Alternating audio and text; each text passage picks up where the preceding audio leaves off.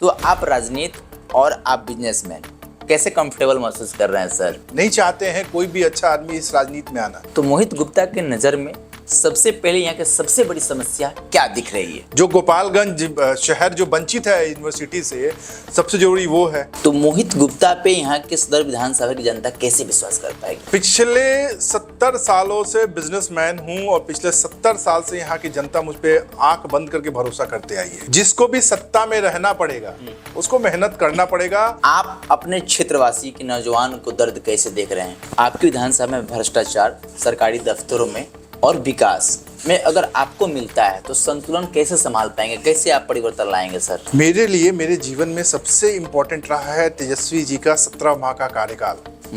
उन्हीं के कार्यकाल को देख के मैंने पॉलिटिक्स ज्वाइन की। मोहित गुप्ता का व्यक्तिगत रोजगार और शिक्षा को लेकर अपने विधानसभा में क्या वो योजनाएं हैं? बास्केटबॉल कोर्ट हर गांव में, हर कॉलेज में, स्कूल में बना दिया है, लेकिन उसके आज तक टीचर नहीं है, उसके ट्रेनर नहीं है, तो बच्चे कहाँ सीखे? तेजस्वी जी ने एक ही बात बोली है मीटिंग में, बहुत ऐसे लोगों को भी टिकट मिलेगा जो आज तक मुझे से मिले नहीं हैं, मेरे कार्यालय नहीं आए हैं, मेरे आवास पे नहीं आए हैं। कहीं ना कहीं बंद कमरे में तो कुछ ना कुछ बातें हुई होंगी शीर्ष नेताओं से कि मोहित जी जाइए और अपने डिफेंडर पर सवार होकर जनता के बीच जाइए, हम हैं आप पे विश्वास जताने के लिए। ईमानदारी बहुत जरूरी है, अपने कार्य के लिए ईमानदारी बहुत जरूरी है। आप पत्रकारिता करते ईमानदारी से करिएगा तो बहुत आगे जाइए। और यहाँ पे जो भी कार्य नहीं हुआ है उसकी एक लोग जिम्मेदार है, वो है बीजेपी। हमारे सरकार में व्यवसायी समाज के लोग सुरक्षित तो पूरी तरह से भाजपा भ्रष्टाचार में लिप्त है। तेज प्रताप देशमुख में बेहतर कौन? आप अपने क्षेत्र के नौजवानों को, आप अपने क्षेत्र के महिलाओं को, आप अपने क्षेत्र के मध्यम वर्ग के व्यक्तियों को, किसान को क्या संदेश देंगे? आपके नजरों में सबसे ज्यादा अपराध आरजेडी के राज्यकाल में कि भाजपा के राज्यकाल? मोहित गुप्ता जी के अपने मनपसंदा सॉन्ग कौन सा है? मोहित गुप्ता का विधायक बनने का ख्वाब कब से चढ़ा सर? जब खाना आपके दरवाजे पे पहुंच सकता है तो सुविधा आपके दरवाजे पे क्यों नहीं पहुंच सकता है? बिहार विधानसभा का जो चुनाव है वो चरम सीमा पे है और इसी में देखा जा सकता है कि बिहार के गोपालगंज विधानसभा 101 का जो राजनीति है बड़ा यहाँ पे उलटफेर है। हमारे बगल में जो बैठे हुए हैं व्यवसायिक प्रकोष्ठ के जो है आरजेडी के नेता हैं, उपाध्यक्ष हैं, इनसे आज तीखी सवाल और जवाब करेंगे और इनके राजनीतिक जो सफ़र है उस पर ज़्यादातर नियंत्रण बात करेंगे। सर नमस्कार। नमस्कार। कैसे हैं? सब बढ़िया। बहुत सरगर्मी पे है, सोशल मीडिया पे तेज आवाज़ उठ रही है कि 101 विधानसभा से आपकी भी दावेदारी है। दावेदारी एक तरह से देखिए, दावेदारी हर किसी की होती है जो पार्टी का कार्यकर्ता होता है। कार्य क्षेत्र में कर रहे हैं, पार्टी के निर्देशानुसार कर रहे हैं। जैसा हमारे नेता तेजस्वी यादव जी ने बोला है, क्षेत्र में काम कीजिए। उनके 17 माह का जो कार्यकाल है उनके बारे में लोगों को बारे में बताते हैं हम लोग। उनका जो मानदेय वगैरह है 2500 रुपये का जो महिला माँ बहन योजना है वो हो गया, वृद्धा पेंशन हो गया, 200 यूनिट फ्री हो गया, ये सब हम लोग जाके कार्यकर्ता हैं और साथ साथ एक पद पे भी हैं, तो उसके हिसाब से जाके लोगों को बताना कि हमारे नेता का, हमारे तेजस्वी यादव जी का क्या व्यू है बिहार को लेके, क्या उनका आगे का विजन है। बस यही कार्य कर रहे हैं हम लोग। आप एक बिजनेस मैन के रूप में जाने जाते हैं। आपका जो पारिवारिक जो संबंध है, जो पारिवारिक छवि है वो एक बिजनेसमैन की तरह है और राजनीति में आप आए हैं जनसेवा के उद्देश्य से। तो आप राजनीति और आप बिजनेसमैन कैसे कंफर्टेबल महसूस कर रहे हैं सर? देखिए, राजनीति में आना एक बहुत ज़रूरी था क्योंकि लोग इसको दूर से नकारते हैं, नहीं चाहते हैं कोई भी अच्छा आदमी इस राजनीति में आना, लेकिन आना पड़ेगा। बिहार के लिए आना पड़ेगा, देश के लिए आना पड़ेगा, यहाँ के लोगों के लिए आना पड़ेगा। ये सबसे ज़रूरी है कि अगर हम जैसा युवा राजनीति में आता है, साथ साथ हम लोग सफल हर क्षेत्र में हैं, तो राजनीति में भी लोगों के बारे में सोचेंगे। तो यही सब चीज़ सोच के बस राजनीति में आए कि लोगों का सेवा कर सके। जो लोगों तक सुविधा नहीं पहुंच पा रही है वो सुविधा पहुंचाएं, जो सुविधा सरकार नहीं दे पा रही है वो लोगों से, सरकार से मुहैया कराने का काम करें। जो आपके विधानसभा 101 क्षेत्र है, तो मोहित गुप्ता के नज़र में सबसे पहले यहाँ की सबसे बड़ी समस्या क्या दिख रही है? सबसे बड़ा यहाँ का समस्या स्वास्थ्य है, यहाँ का सबसे बड़ा समस्या शिक्षा है, यहाँ का सबसे बड़ा समस्या सफाई है और यहाँ का सबसे बड़ा समस्या सुरक्षा है।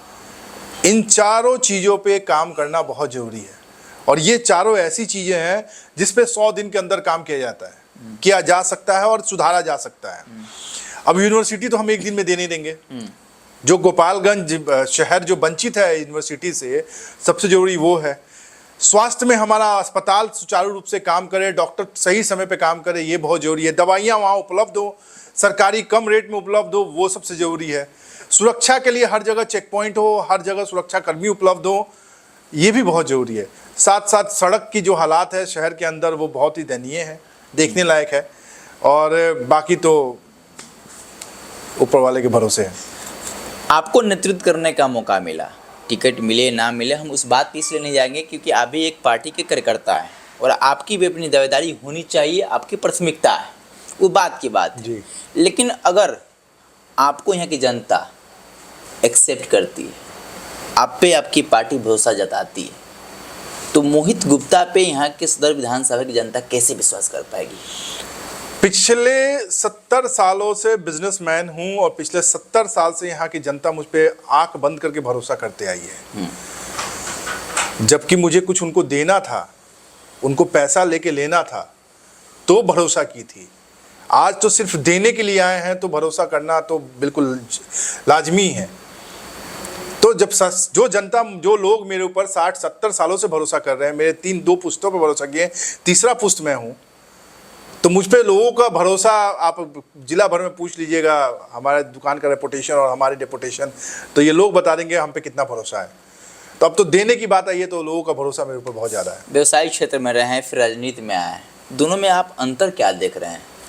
दोनों में मेहनत बहुत है, मेहनत करना पड़ेगा। बिल्कुल। जिसको भी सत्ता में रहना पड़ेगा, उसको मेहनत करना पड़ेगा, उसको लोगों के बीच जाना पड़ेगा, उनका काम करवाना पड़ेगा, अस्पताल में जाके बैठना पड़ेगा, वहाँ पे सुचारू रूप से काम हो देखना पड़ेगा, शिक्षा के मंदिर में जाकर, विद्यालय में जाकर, स्कूल में जाकर देखना पड़ेगा कि सही तरीके से पढ़ाई हो रही है कि नहीं हो रही है। मेहनत करना पड़ेगा, तभी वो जीतेगा। आप युवा हैं और आजकल बिहार ही नहीं, पूरे हर एक प्रखंड नहीं, हर एक जिला नहीं, हर एक गांव में रोजगार की जो सुचारू रूप से जो समस्या है बहुत चरम सीमा पे है। लोग पलायन पे बात करते हैं, सिर्फ चुनाव आता है तो। आप तो नौजवान हैं और नौजवान के कहा जाता है कि दर्द नौजवान ही समझ सकता है। बिल्कुल बिल्कुल बिल्कुल। तो आप अपने क्षेत्रवासी के नौजवान को दर्द कैसे देख रहे हैं? देखिए, तेजस्वी यादव जी ने जब उनका 17 माह का कार्यकाल आया था, उन्होंने गोपालगंज को 3 चीज़ दी जी। एक तो मॉडल अस्पताल दिया, जैसे पहले छोटा अस्पताल था, अब बड़ा अस्पताल दे दिया, तो उसमें रोजगार बढ़ेगा। बिल्कुल। और हमको लगता है कि आराम से 500 से 1000 लोग तो जरूर काम करेंगे जी। एक अस्पताल में। फिर आज ये दूसरा उन्होंने थावे का नवीनीकरण के लिए किया। अब वहाँ पे दुकान, मार्केट, होटल्स और सारा कुछ बनेगा तो रोजगार क्रिएट होगा। ये सिर्फ मैं गोपालगंज का विजन बता रहा हूँ, बाकी तो ये विधानसभा, केवल एक विधानसभा का अपने नेताजी का विजन बता रहा हूँ, बाकी तो छोड़ दीजिए आप। तीसरा, उन्होंने मेडिकल कॉलेज देने का काम किया। तो अब आप मेडिकल कॉलेज में सोच लीजिए कितने लोगों को रोजगार मिलता है। वहाँ पे लगे, मान लीजिए पढ़ने बच्चे आएंगे, वहाँ के लिए बच्चों को फ्लैट मिलेगा, वहाँ पे रहने के लिए उन लोगों को व्यवस्था करना होगा, खाने के लिए रेस्टोरेंट होगा, खरीदने के लिए कपड़ों का शोरूम होगा। तो सोचिए कितना सारा रोजगार केवल एक विधानसभा में उन्होंने देने का काम किया है। तो आगे उनका विजन बहुत अच्छा है। अब ये एक विधानसभा का बता रहा हूँ, बाकी सब में तो और भी बाकी काम तो बहुत सारा है। आपकी विधानसभा में भ्रष्टाचार, सरकारी दफ्तरों में और विकास में अगर आपको मिलता है तो संतुलन कैसे संभाल पाएंगे, कैसे आप परिवर्तन लाएंगे सर? देखिए, ये इसको सुव्यवस्थित करना बहुत जरूरी है। बहुत सारी चीज़ें सुव्यवस्थित नहीं है, तो उसको जब तक कि आप जन नेता हैं, आप जनप्रतिनिधि हैं, उसको जाके आप लोगों के बीच में बैठ के उसको न सुलझाइएगा तो कौन सुलझाएगा? बेचारा एक जनता जाएगा तो कहाँ जाएगा? तो ये बहुत बड़ी चीज़ है कि यहाँ के जननायक, जो चुने हुए लोग हैं, वो अगर जब तक नहीं आएंगे सामने, तब तक कैसे ये सब चीज़ होगा? अगर हम लोग कहीं जाएंगे, अगर जाके इस चीज़ पे उंगली विवाद करेंगे तो हमारे ऊपर कुछ ना कुछ केस दर्ज कर दिया जाएगा, क्योंकि हम तो जनप्रतिनिधि हैं नहीं। बिल्कुल। तो ये सब चीज़ें हैं कि जो कि जिस पे कि यहाँ के जो जनप्रतिनिधि उनको ध्यान देना चाहिए। कुछ हमारा ये सवाल था कि मोहित गुप्ता जी, आपके जीवन में कौन सा अनुभव सबसे ज़्यादा प्रभावशाली रहा है, जिसमें राजनीति और आपका सिंचाव? मेरे लिए, मेरे जीवन में सबसे इम्पोर्टेंट रहा है तेजस्वी जी का 17 माह का कार्यकाल।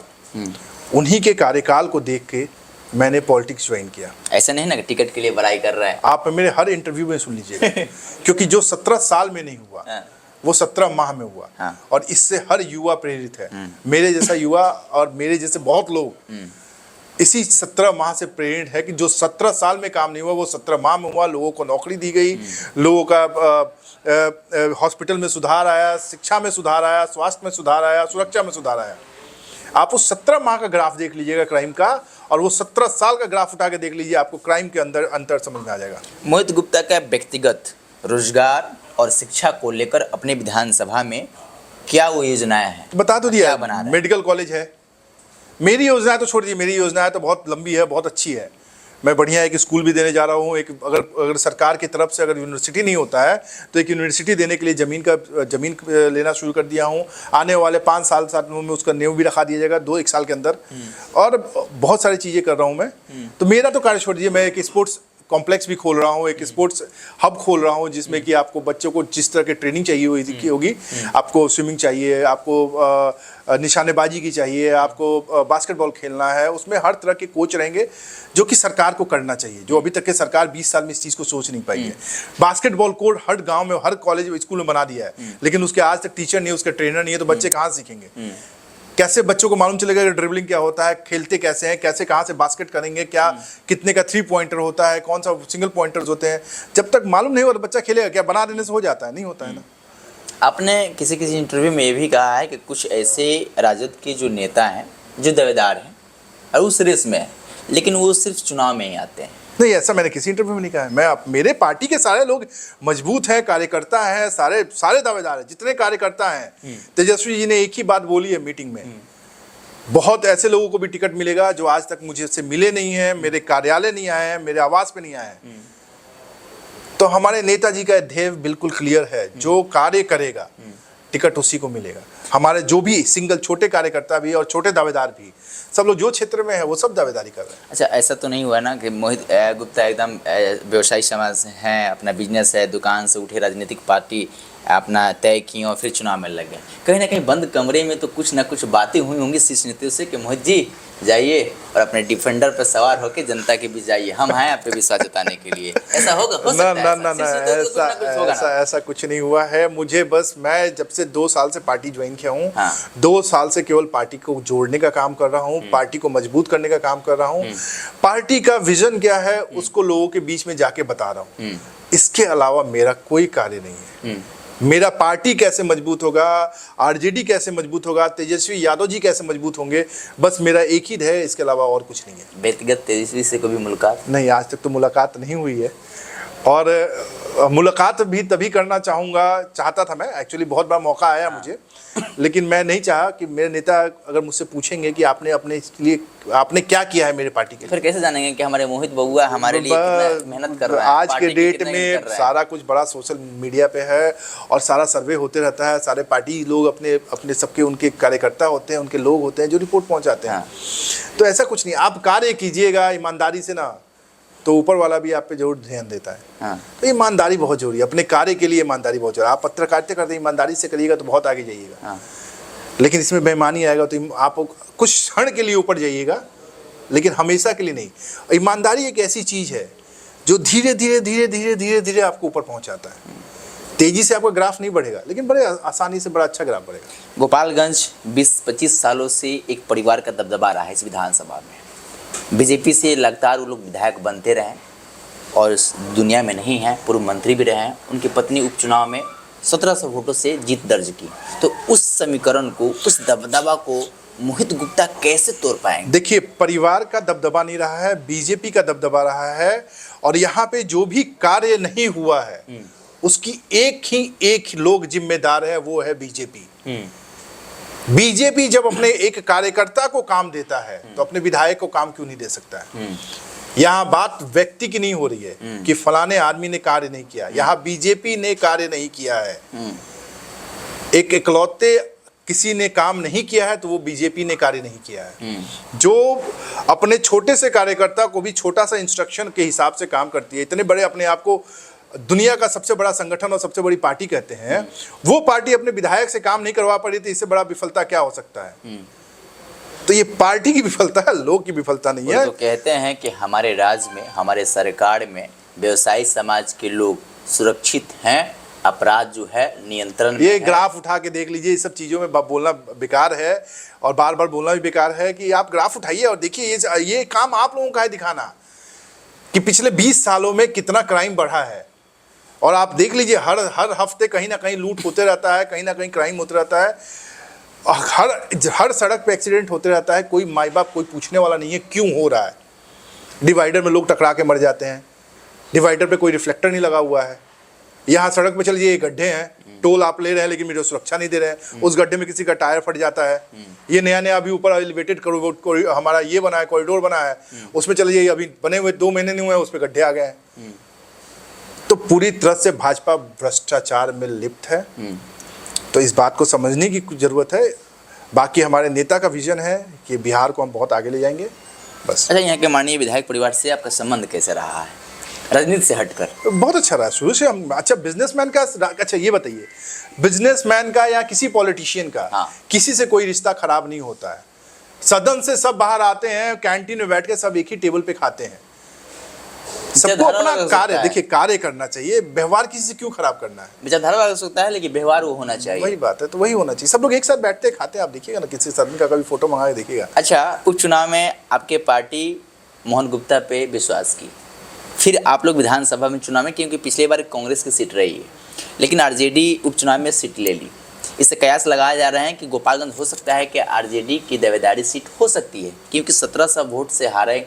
वो भी आप लोगों का आरोप ये था कि बीजेपी जो है षड्यंत्र रच के अफवाह फैला के इस सीट को जीत ली है।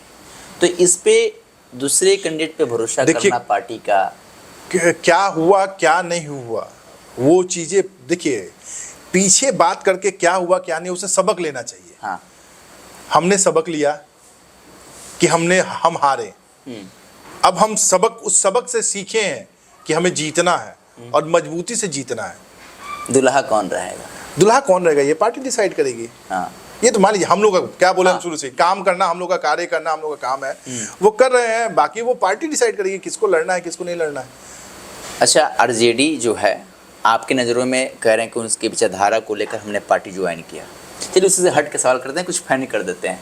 अगर आपको ऑप्शन दिया जाए तेज प्रताप तेजस्वी में बेहतर कौन, तो आप क्या कहेंगे? शुरू में ही मैंने बोला है, मैंने पार्टी तेजस्वी यादव के 17 माह के कार्यकाल को देख के किया है।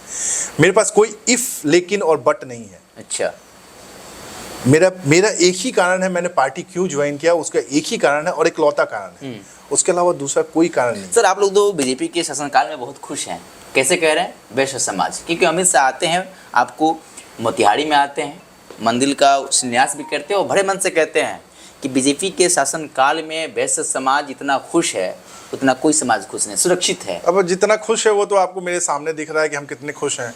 टैक्स दे दे के मरे जा रहे हैं। आप हमसे पहले तो रोड टैक्स लेते हैं बिहार में 13%, उसके बाद से हमसे आप टोल टैक्स भी लेते हैं, फिर उसके बाद जो गाड़ी में पेट्रोल डलाते हैं उस पर भी टैक्स लेते हैं, जो कमाते हैं पैसे उस पर भी टैक्स लेते हैं। एक बार में आप हमें एक ही चीज को इस्तेमाल करने के लिए, मैं पैसा कमाया, मैंने गाड़ी खरीदा, गाड़ी खरीदने के लिए पेट्रोल डलाया, उसमें टैक्स दिया, फिर गाड़ी को रिपेयर करने गया, उसमें जो भी पार्ट्स लगे, सर्विस चार्ज लगे, उस पर टैक्स दिया। एक जगह एक सामान को इस्तेमाल करने के लिए हम मल्टीपल टैक्सेस देते हैं। कैसे बिजनेसमैन खुश हो सकता है? क्यों खुश होगा?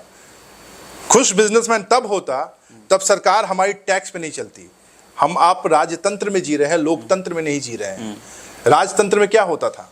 राजा कर वसूलता था, उस समय कर लगता था, जो कि हम लोग अंग्रेजी में उसको टैक्स कहते हैं। राजा का इकलौता कार्य था कर वसूलना। वो कर वसूलता था, उसको जनता में बांटता था, उससे काम होता था। राजा कोई कार्य नहीं करता था, राजा दुकान खोल के फैक्ट्री खोल के नहीं बैठता था। वही हाल इस शासनकाल में हो रहा है। बीजेपी की सरकार, आप बता दीजिए पिछले 5-7 साल में कौन सी इंडस्ट्री खोल के बैठा दी है, कौन सा स्टील फैक्ट्री खोल के बैठा दी है जिसमें लोगों से रोजगार छीन रही है और केवल टैक्सेशन पे हमारा देश चल रहा है, उसके अलावा किसी चीज पे देश नहीं चल रहा है। कह रहे हैं कि हमने 5 किलो गरीबों का अनाज झोले में डाल रहे हैं। छोड़ो यार वो सब तो। सर देखिए सर, जो सवाल है उस आदमी भागा नहीं, ठीक है। उसके बाद से वो कह रहे हैं कि 5 लाख हमने इलाज के लिए हमने आपको मिला है, आपके पास है, मेरे पास तो नहीं है। अब संपन्न है तो फिर टैक्स तो हम दे रहे हैं, हमें भी तो कुछ मिलना चाहिए। हाँ, हम भी तो इस देश के नागरिक हैं। ठीक है, हमको अनाज मत दीजिए, हमको इलाज मत दीजिए, लेकिन जो टैक्सेशन दे रहे हैं उसके बदले में हमको कुछ तो चाहिए। बिल्कुल। आप मेरे पैसे का 60% पैसा टैक्स में ले रहे हैं। अगर 1 लाख रुपया कोई आदमी कमाता है तो उसका आप 60,000 रुपया उसे टैक्स के रूप में ले रहे हैं किसी ना किसी रूप से, और बदले में मुझे आप क्या दे रहे हैं? कुछ नहीं। मैंने आपको शुरू में ही बात बोला बोले कि ये राजतंत्र में जी रहे हैं, लोकतंत्र में नहीं जी रहे हैं। सरकार हम ही से ले रही है और हम ही में बांट दे रही है। सरकार कोई कार्य नहीं कर रही है। तेजस्वी यादव का मुद्दा है अपनी दवाई, कमाई, सिंचाई, सब मुद्दा है। पार्टी का वो अलग विजन है। व्यक्तिगत रूप से आप विधानसभा में आपको विधायक प्रतिनिधि करने का मौका आपको मिल रहा है और आप कह रहे हैं अपनी दावेदारी भी कर रहे हैं। आपकी जो है अपनी महत्वाकांक्षा, आपने कहा कि स्वास्थ्य यहाँ की लचर व्यवस्था है, स्कूल की लचर व्यवस्था, आपने अलग अलग इंटरव्यू में ये भी कहा है कि हम अपने बच्चों को सरकारी स्कूल में भेजेंगे और कोई भेजे। बिल्कुल। तो क्या आप भेज सकते हैं? बिल्कुल, काहे नहीं भेजेंगे। उससे हम चाहते हैं कि हर प्रखंड में एक मॉडल स्कूल हो, उस स्कूल के अंदर एसी हो, ताकि एक गरीब का बच्चा भी उस एसी के अंदर बढ़ के पढ़ सके। बहुत लोग मजाक उड़ाते हैं चरवाहा विद्यालय का। उसका विजन जानते हैं क्या था लालू जी का, हमारे आदरणीय नेता का? बताइए सर। उनका विजन ये था कि एक जो गरीब का बच्चा है, जो भैंस चराने के लिए गांव में जा रहा है, दूर दराज इलाके में जा रहा है, वो भी 2 घंटे के लिए शिक्षा ग्रहण कर सके। ये विजन था। ये नहीं विजन था कि उसका मजाक बनाया जाए।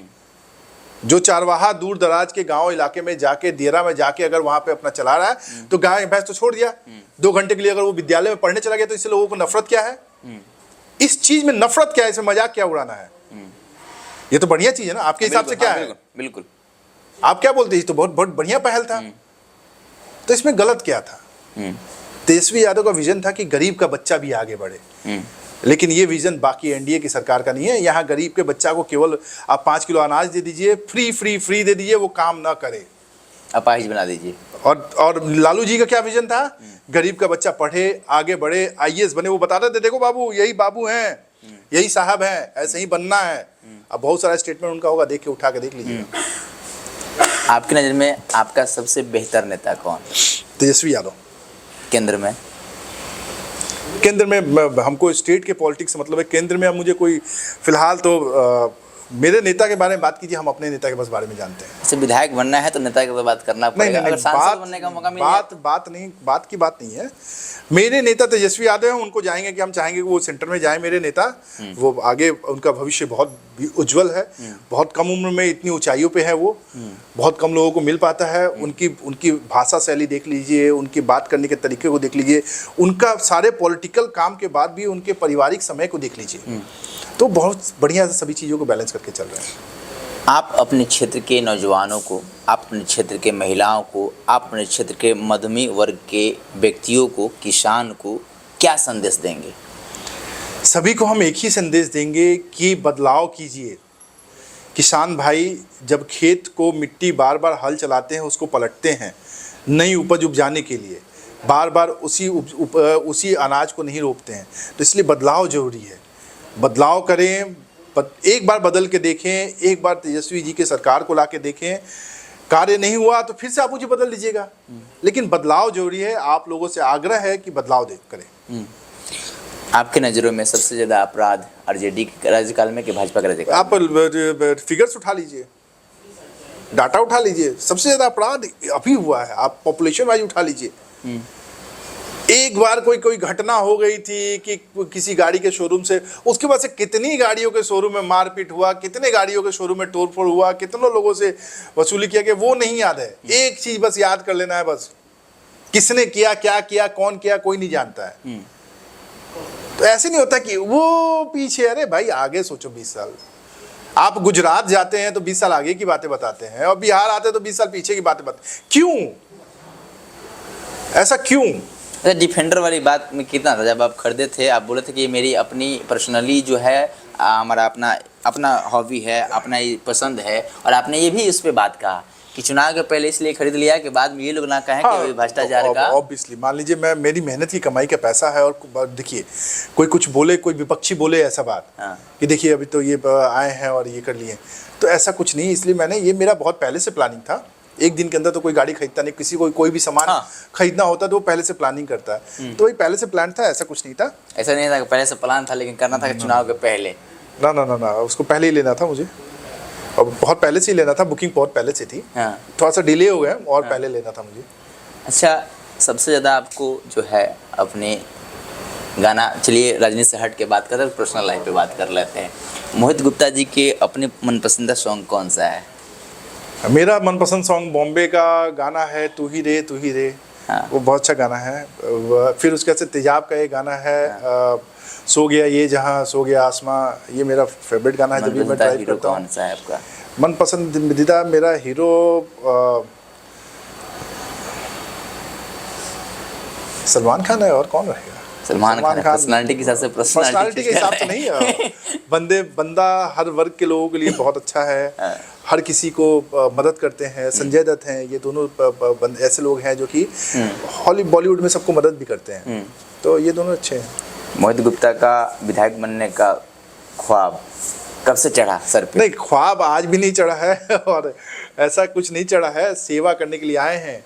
अब लगा कि बिज़नेस में स्टेबल हो गए हैं, बिज़नेस को हम अभी चैनल कर दिए हैं, तो लगा कि अब सेवा भी कर दिया जाए, क्योंकि बिजनेसमैन सेवा करते हैं। हम आज भी करते रहे, पहले भी करते हर नेता रहे। कहते हैं कि सेवा हमको करना है, इस पहले भी हम करते लेकिन जो विधायक शब्द का जो बोर्ड होता है ना, एक सीना वाला बोल लीजिएगा, नहीं लगाएंगे विधायक शब्द का, ऐसे ही नहीं लगाएंगे बोर्ड।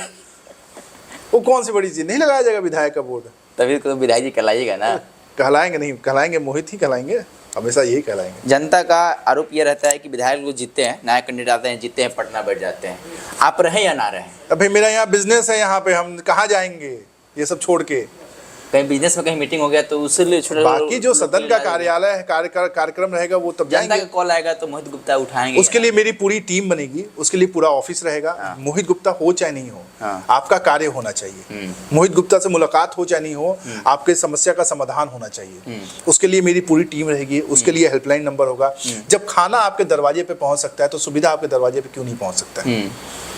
इसी तहत हम लोग काम करेंगे। चुनावी हल्फनामे जुमला के धरातल पे होगा। अच्छा बताइए, आसान नहीं है। आप एक फ़ोन और एक ऐप यूज़ करते हैं और आपके घर पे खाना पहुंच जाता है। तो अगर आपको कोई सरकारी काम हो और आप एक ऐप हो, उस ऐप में अपना सरकारी काम डालिए, मुझे ये काम है, मुझे ये कराना है, आपके दरवाजे पे क्यों नहीं पहुंचना चाहिए वो सुविधा? पहुंचना तो चाहिए ना। बिल्कुल पहुंचना और चाहिए। पहुंचाना आसान भी है। पहुंच जाता है ना सर। बहुत सारे नहीं, नहीं, कोई इस बारे में सोचे? आप कभी कोई किसी का ऐसा प्लान देखे हैं? कोई ऐसा बात किया आपसे ऐसे कि ये ऐसा हो सकता है? कोई नहीं बात किया है। तो कहता है लोग, कितना विधायक कहता है कि हम जीतेंगे तो हर गांव घूम कर लोगों का समस्या फिर मैंने सुनेंगे। जो तरीका बताया है आपको, इस तरीके पे कोई आज तक बात किया है? नहीं बात किया ना। कैसा हेल्पलाइन ऐप आना चाहिए कि जिस पे ऑलरेडी ऐसे ही सुविधा है। तो क्या? संसद महोदय का। तो कौन से पार्टी से आते हैं? भाजपा। अब उसके बारे में हम कैसे बता सकते हैं? मैंने आप नौजवान है, आपने फिर हम बोले तो आप मेरे पार्टी का विजन पूछिए, मेरे विजन पूछिए, मेरे पार्टी ने 17 माह में क्या किया है वो विजन पूछिए। भाजपा मैंने शुरू में ही बोला आप काम करने नहीं देता है, काम करना ही नहीं चाहते हैं वो, तो फिर आप उसके बारे में पूछना क्या है? बेकार है वो पूछना, बेकार है पूरा पूरा पूरा पूरा उसका कोई मतलब नहीं है उसका। चुनाव को लेकर दावेदारी वो अलग चीज़ है, मिले ना मिले वो आपकी मेहनत बताएगी। आखिरी ये जनता का संदेश दे दीजिए कि आप अपनी जनता से चुनाव को लेकर, तेजस्वी यादव के विजन को लेकर और मोहित गुप्ता का अपना पर्सनल विजन को लेकर क्या संदेश रहेगा? मेरा विजन शिक्षा, स्वास्थ्य, सुरक्षा, सफाई, सुव्यवस्था, यही है। आप लोगों से एक आग्रह है, बदलाव करें। बदलाव ही जीवन का नियम है। नहीं बदलेंगे तो पीछे रह जाएंगे, क्योंकि हमेशा हमें आगे बढ़ने, आगे की सोचना है, पीछे का नहीं सोचना है। एक बार हमारे नेता तेजस्वी यादव जी को मौका दें ताकि हम कुछ कर सकें। अगर हम ना कर पाए तो फिर से आपको 5 साल बाद वोटिंग का अधिकार मिलेगा, उस समय फिर से आप बदलाव और बदल दीजिएगा। लेकिन हमें 5 साल का मौका दें, हमें अपना कार्य शक्ति दिखाने की एक बार मौका दें। धन्यवाद। ये मोहित गुप्ता जी हैं और जितने सवाल थे सब सवाल का बेबाकी से इन्होंने जवाब दिया, अपने व्यक्तिगत राय भी बता दिए और पार्टी का विचारधारा भी बता दिए, और आने वाला विधानसभा में इनकी मेहनत बताएगी, इनकी वो महत्वाकांक्षा बताएगी कि ये टिकट के कितने प्रबल दावेदार हैं, ये आने वाला वक्त बताएगा। लेकिन जो इनका रोड मैप है, इनका रोड मैप अपने इनका रोड मैप जो गोपालगंज विधानसभा 101 है, उसके लिए कितना सुचारू रूप से, कितना सही और कितना गलत, और इनकी विचारधारा को आप कैसे देख रहे हैं और इनसे क्या आपकी उम्मीदें हैं, अपने व्यक्तिगत राय कमेंट बॉक्स में ज़रूर बताइएगा। हमारे साथ मोहित गुप्ता जी हैं। बहुत बहुत धन्यवाद। नमस्कार। नमस्कार।